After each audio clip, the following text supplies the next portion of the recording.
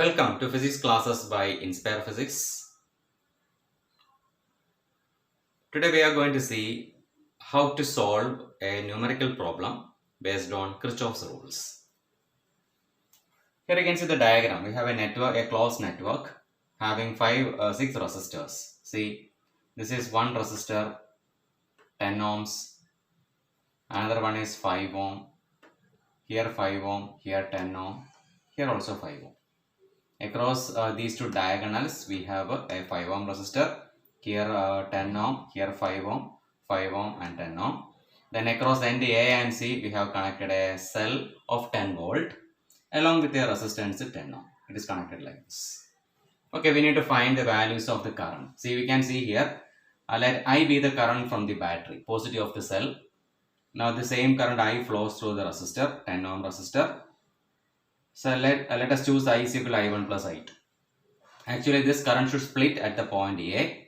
So I split as I1 and I2.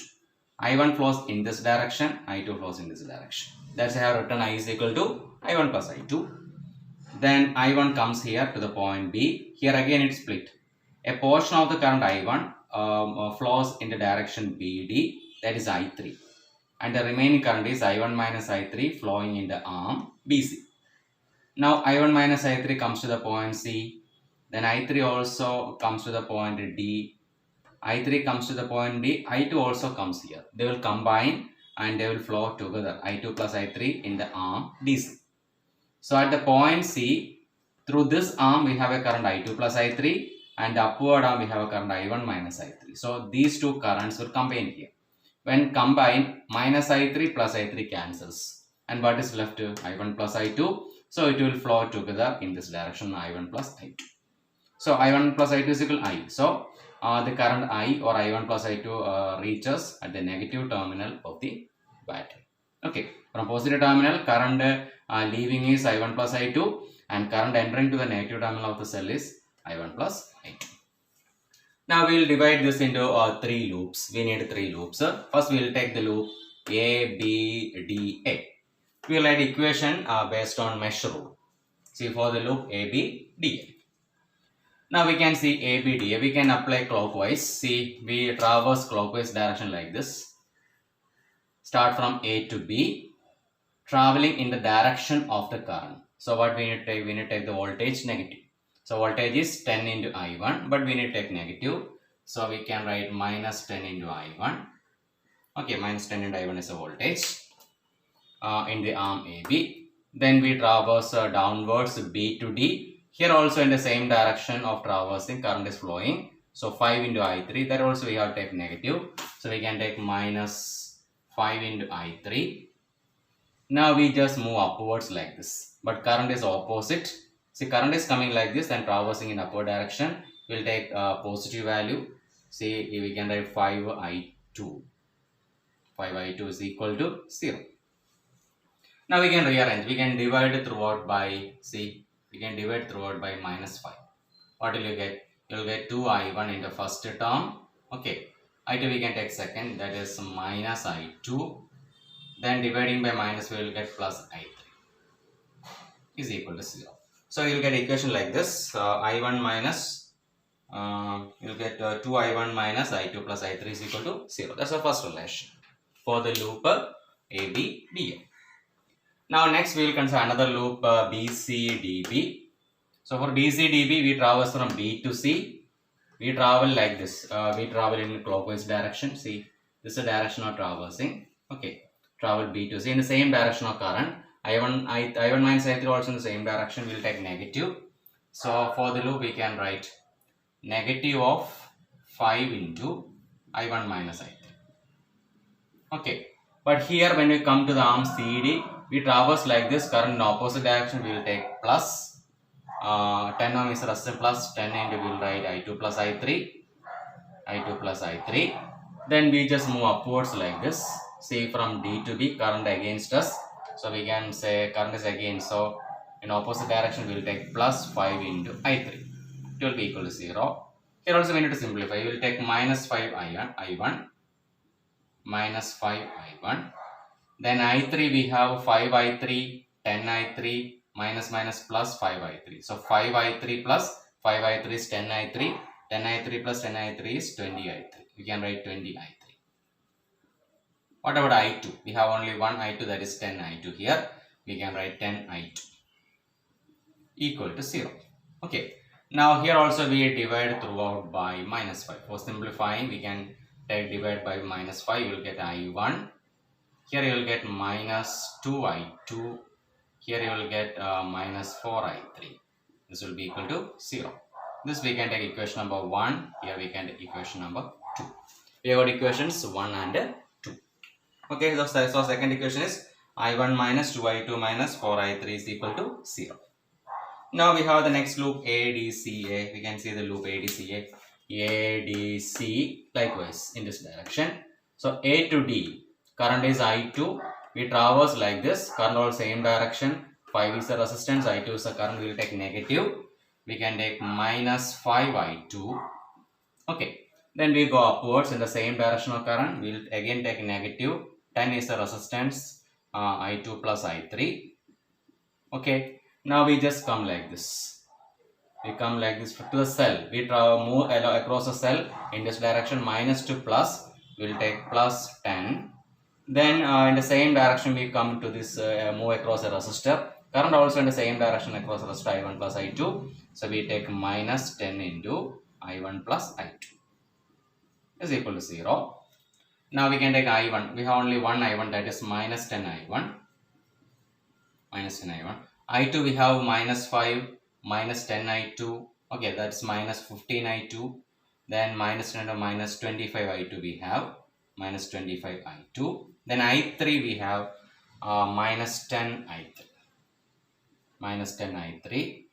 This 10 we take to right side, that is minus 10. Here also we divide throughout by minus 5 for simplifying. You will get here 2I1. Okay, we will get 2I1.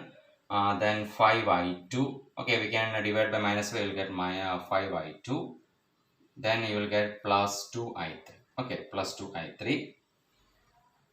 Okay, plus 2I3 is equal to, dividing by minus 5, you will get 2. Equation number 3. We have got 3 equations. Now our aim is, we need to solve these 3 equations in order to what? Simplify. We need to get the values of I1, I2 and I3. We need to solve this. Okay. Now we can subtract 1 minus 3. See, in 1 there is 2I1, 3 there is 2I1. We need to eliminate I1. So what we will do? We will start with the subtraction. Subtracting 1 minus 3. Equation number 1 minus equation number 3. Subtracting 2I1 cancels. Minus I2 minus 5I2. That is minus 6I2. Okay. I3 minus 2I3. That is minus 3I3. Sorry, I3, okay, I3 minus 2I3 is minus I3. I3 minus 2I3 is equal to minus I3 is equal to 0 minus 2 is minus 2. You can write this as equation number 4. Okay, we have got equation number 4.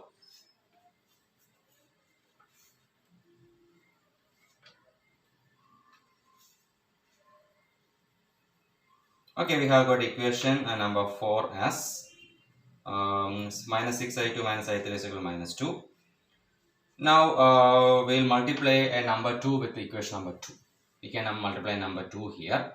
Okay, so multiply a number 2 with the equation number 2. What will you get? When you multiply 2 here, you will get 2I1. See, I can get 2I1.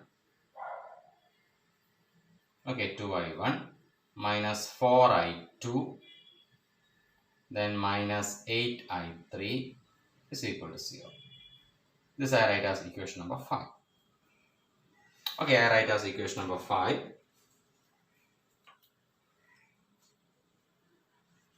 Now what I will do is subtract 1 minus 5. I need to eliminate. I need to get one more equation with I2 and I3. 1 minus 5. So subtracting 1 minus 5. What will you get? 1 minus 5. 2I1 cancels. Minus I2 minus 4I2 is plus 3I2. 3I2. Plus I3 minus I3 is 9I3. Is equal to 0. Equation number 6. Okay, we have two similar equations. Which are the equations? We have equation number 4 and 6 containing only two variables I2 and I3.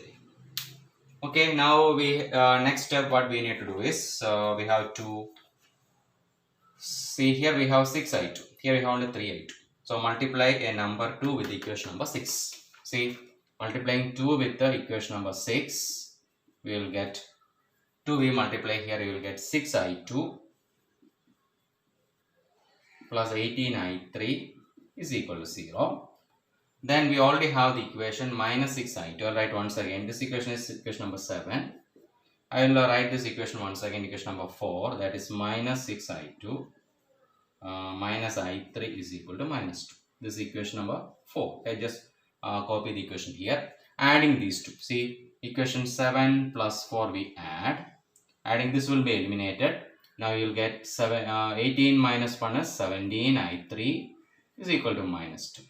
What is I3? I3 is equal to minus 2 by 17. We have one value, that is I3. Okay, now we need to find I2. How can you find I2?